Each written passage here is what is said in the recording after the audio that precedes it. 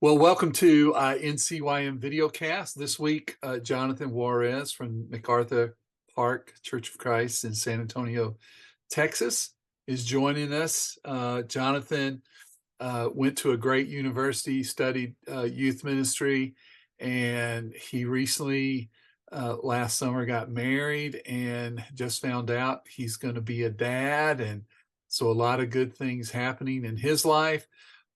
One of the things he and I have talked about before, actually with some of my students, is about volunteers. And then we know that's a big subject always at NCYM of how do you get volunteers, how do you keep them, things like that. So we're going to walk through that. There's actually a book that I use in my class with the 5 R's of volunteers. And so we'll be talking about recruiting and retraining and retaining and rewarding and retiring volunteers. And so, welcome, Jonathan. Yeah, Dilly, thanks for having me. It's good seeing you always. Yeah. So, tell us kind of how you, in general, volunteers help you out at your church there in San Antonio.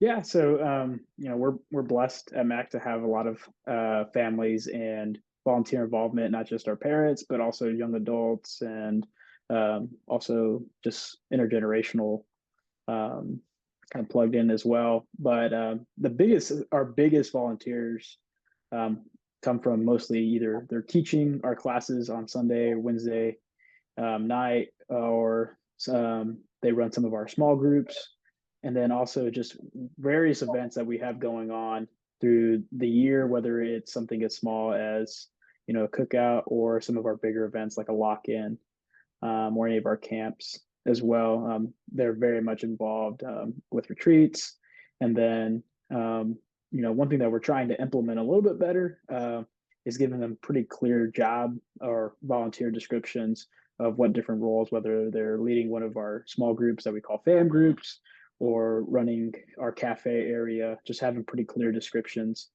of what to expect with their role and what to expect out of a volunteer. What really I expect and our ministry expects as volunteers. Yeah.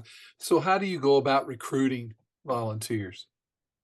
A variety of different ways. I think some of the easiest ways is simply just sending something out to our parents saying, "Hey, we need volunteers for these specific things." And what we try to do, and I try to be a little bit better at this. I'm not always the best, but giving them a big notice about it, and kind of like I mentioned before, it's like really clear instructions of what it is that they'll be doing. A lot of times, volunteers won't sign up for something if they don't know what it is they're signing up for. Yeah. Um, and so, every week we send out a weekly email and that has a sign up for any sort of volunteer. Like Sign Up Genius is super great for that. They can just hit the link and then they'll be able to see the different signups that volunteer openings that we need with the description of each event. And they can always contact me for more information. But Sign Up Genius is great. Also, some people love just paper and pen. And so anytime we do some sort of intro meeting, any kick off the summer, kick off the fall, spring, whatever it is, we do have actual physical signups there because right then and there, it's easy to kind of get them right. Yeah. Hey, it's right in front of them. Or we do a QR code, different places. I mean, the best thing is to do is try to do it in a bunch of different ways.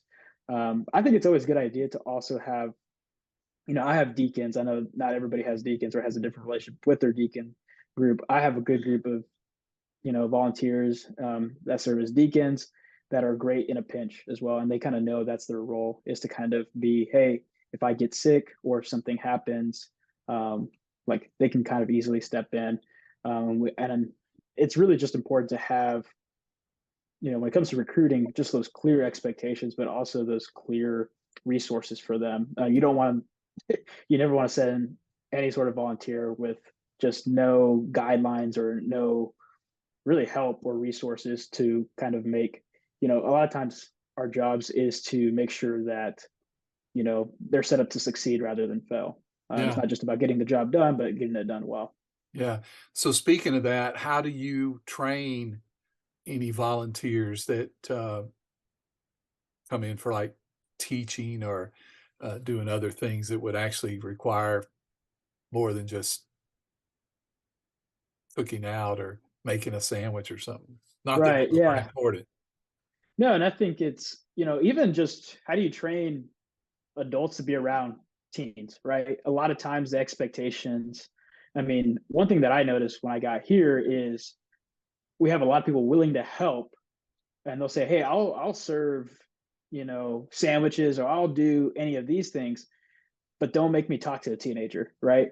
Yeah, And the thought is, um, teenagers are really hard to communicate with, hard to interact with, hard to connect with, and really just like helping our volunteers just learn that, hey, one thing that I heard Chris Roby, who works with Teen Life, say really well, it's not about how do you relate to teenagers, but how do you connect with teenagers. And so even in a lot of our training that we do, whether it's training our volunteers to be small group leaders, or whether it's training them to teach, whether it's the curriculum that we give them, or just the description of, hey, what is your role? The biggest thing that I tell our adults that work with our teens is, hey, your job isn't to relate to our teens, but it's to connect with them.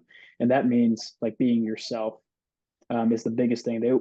Teens know authentic, like they know when you're being authentic with them. They can kind yeah. of sniff it out real quickly. Oh, yeah. And so for before we really get into, just how do you do your role, I want them to know, hey, we want you to be you. And so it's so hard, as we know, even as youth ministry, when you get in, you try to do it a certain way, whether it's through an internship, whether it's through what your own youth ministry experience, and then you realize, oh, it's not, there's not a cookie cutter way to it. And so helping volunteers see how can they be the best self for our students, and not try to be the best, volunteer, or be the best, Dudley, when they're not even Dudley. Yeah. So that leads me to talk about the third R, keeping, retaining volunteers, especially good ones. What do you guys do? And it's kind of tied to the second one, or the fourth one, rewarding. How do you keep and reward your volunteers?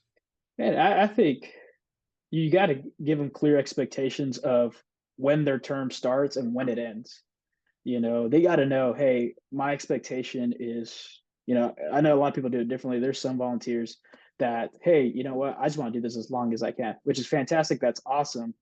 But if you can kind of give good start dates and good end dates, it can also really help you in some of the other things that we'll talk about, whether it's, how do you retire a volunteer. But I think giving clear, back to those job descriptions, giving a clear start, clear end date, I think is super important to retaining them, because they know, hey, this is when I'm needed, how long I'm needed. And so if they do need to take a break, that's super important. They can take a break, and then they may not come back right away, but they'll be more than happy to come back when they're ready. I had a volunteer who's friends, who we're friends with, him and his wife. We had them be small group leaders for the year, and then I had him teach our high schoolers all summer long. And he's really good about talking, and asking them, hey, is this okay? And he was very upfront, saying, hey, we've been doing this for a year. We kind of need a break from. And so the whole school year they did not work with our teens whatsoever. And then this summer I texted him, was like, hey, would you want to be a teacher with our teens again? He's like, yes, absolutely. And so even just giving them somewhere that break is a little bit better than giving them no break. Yeah. And I think that's one of the biggest things, is just giving them rest. And kind of a little bit to, you said, your reward. I always do meals anytime we do some sort of training, anytime we do some sort of meeting.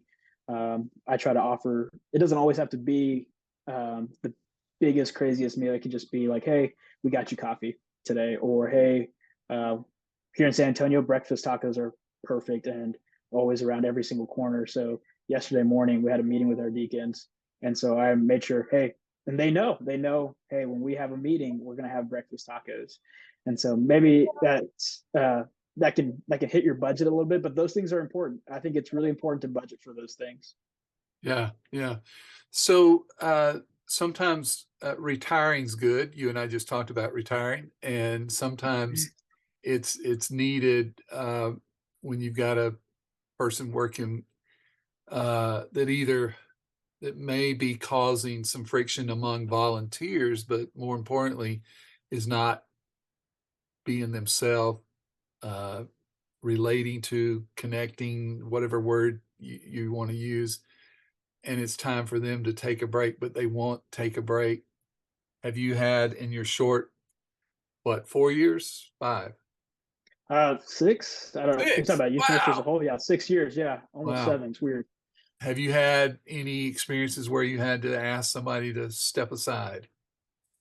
Um, I've had a few situations where it's not even just step aside.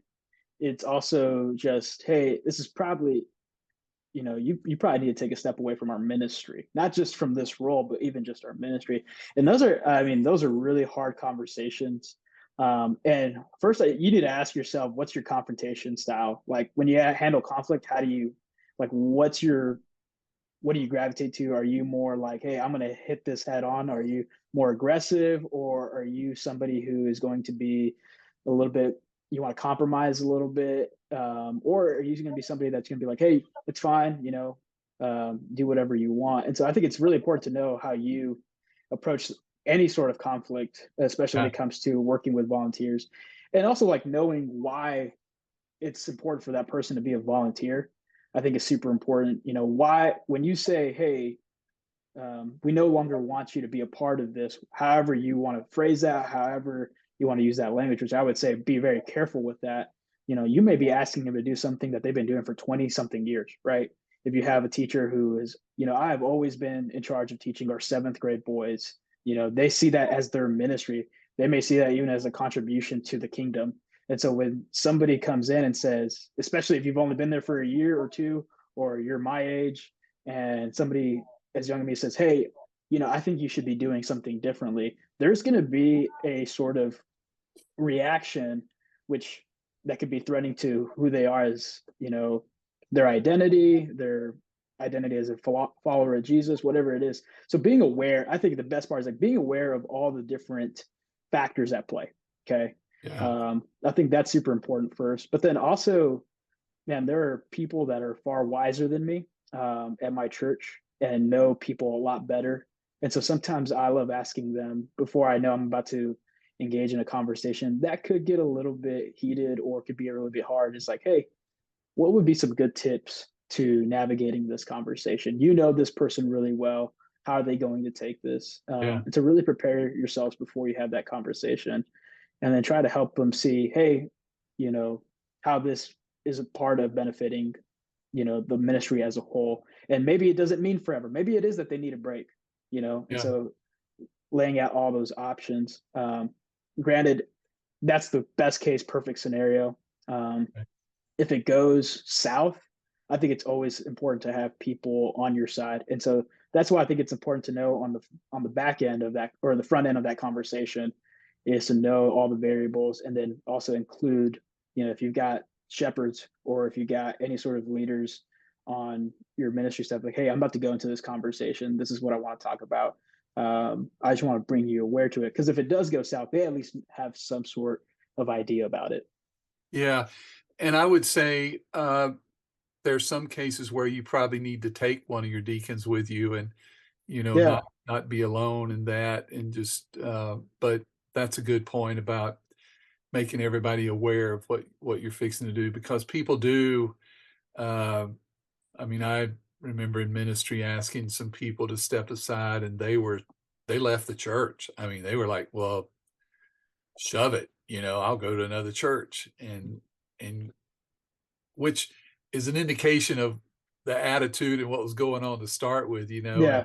and so, I think what you're saying about handling it, about saying, step aside and take a break and let's revamp this and let's rewrite a job description that fits your gifts, um, and yeah, that's making people aware is a And the big thing. hard, if I could, one of the hardest things I have to often remind myself, and I'm not really good at it sometimes, is just reminding myself that there's a human on the other side of this conversation. There's a story behind why they're volunteering. And sometimes it's not even so much that, hey, I don't think you need to do this job anymore. Maybe it's a little bit on us if we haven't given a clear description of their expectations Yeah, either. yeah, They're still that's trying to do things how they've always known. And instead of us communicating, hey, what if you thought about, instead of us working with them, oftentimes we just assume, hey, they don't get it or they don't understand it when we right. haven't even attempted to communicate it clearly. Yeah, good point. That's probably more true than we wanna admit, that it's us, not them, but, Yeah. yeah. Well, uh, what one piece of advice as we close would you give, youth ministers and children's ministers out there about volunteers? I mean, and this is I could speak for, and there may be somebody like me in this, for me, I'm very much wired to be a helper. I'm not necessarily wired to be a director. I'm not necessarily wired to be a delegator. And I think it's super important to recognize that. I've for however many years I've been doing this, 6, 7 years, I've been trying really hard to fit a mold into, hey, I think I need to be a director. Hey, I need to be this kind of minister because that's important for our ministry, rather than admitting not necessarily maybe just some of my limitations. Yeah, For me, it's really important to be relational. That's something that I feel really gifted in, and something that comes I feel natural to me. But I also know that there are parts of my job that do need attention, and sometimes it will require me asking volunteers, hey, these are some of my limitations. Hey, here's some things that need attention in our ministry. Can you spend, I'll ask some volunteers, hey, can you help me with some of this organizational stuff? Because it's a little bit over my head, or it's a little bit time consuming that I really want to spend with connecting with some of our students. Um, I don't think that's lazy to say, hey, I need some help organizational skills. I think it's just yeah, being honest, yeah, and knowing ourselves. I think a lot of times as youth ministers or as people, we're so afraid to admit, hey, I don't know how to do this well, or I may need to learn some of these skill sets, that we just kind of keep it and harbor it in. And then year or two get in, and you just feel like everything's just kind of crumbled on top of you. And so kind of always asking for help early on, I think, is super important. cool, cool. Well, Jonathan, thank you for your time this morning. Blessings on you and Laura and this new baby coming, and blessings on your ministry there at Mac.